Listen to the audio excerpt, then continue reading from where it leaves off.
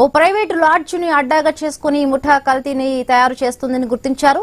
Food safety అధికారులతో కలిసి లాడ్జిలో తనిఖీ నిర్వహించారు. అక్కడ కేజీ, అర కేజీ బాక్సుల్లో సిద్ధంగా ఉన్న 50 కేజీల నెయ్యితో పాటు తయారీకి ఉపయోగించే సామగ్రిని స్వాధీనం చేసుకున్నారు.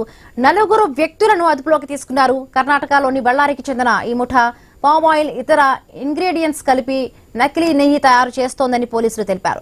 బెంగళూరుకు చెందిన మరొక వ్యక్తిపై కూడా కేసు నమోదు చేసి దర్యాప్తు కొనసాగిస్తున్నట్టు పోలీసులు వెల్లడించారు.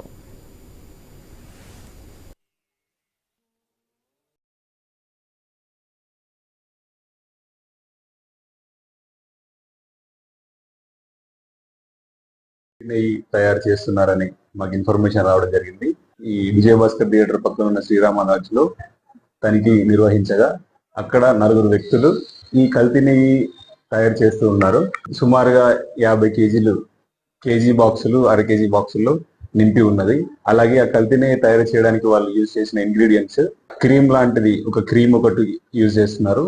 దానితో పాటు oil packets and Dalda stove మీద వెయిట్ చేసి వాళ్ళు మిక్స్ చేసి దాన్ని బాక్సుల్లో కేజీలు చొప్పున, అర కేజీల చొప్పున ప్యాక్ చేసి మొత్తం 4 వ్యక్తులు ఉన్నారు. వీళ్ళు కర్ణాటక రాష్ట్రం బళ్ళారికి చెందిన వాళ్ళు. కేసు నమోదు చేయడం జరిగింది. ఈ కేసుకు సంబంధించి దర్యాప్తు కొనసాగుతుంది.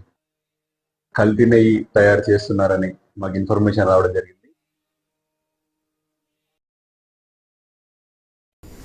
H1B visa